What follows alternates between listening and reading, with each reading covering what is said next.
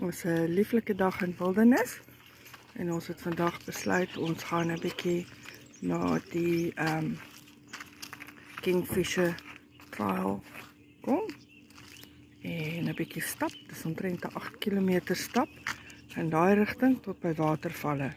Okay. So hier begin dit en dit lyk asof hier 'n trein op 'n stadium gery het. Maar duidelik nou nie meer nie. So hier gaan ons. En hier so stap jy sommer onmiddellik stap jy oor 'n rivier. Jy weet, die ebb and flow kampeerterrein is daar, net soos ons ingekom het.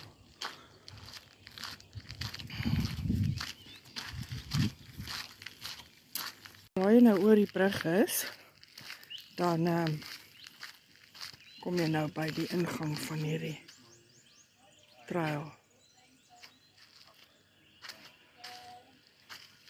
Wat sê?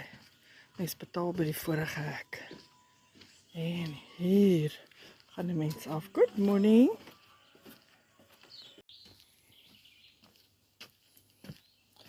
Het is amper asof jy oor 'n huge fishpond of vlei loop.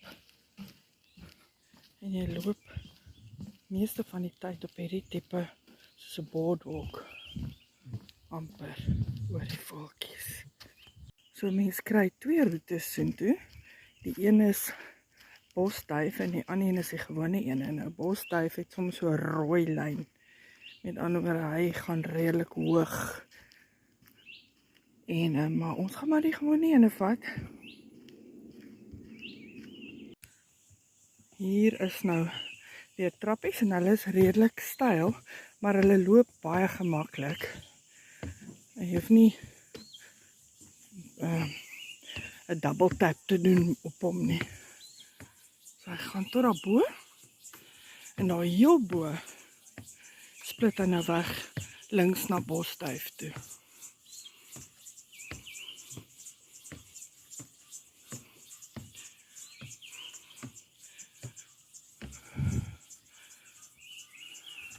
Kyk, ek blaas al klaar. So ons sal nie hierdie ene doen nie.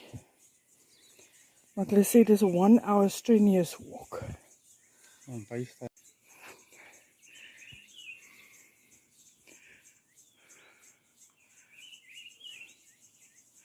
Daai in vergelyking met die. Goed, ons vat die een.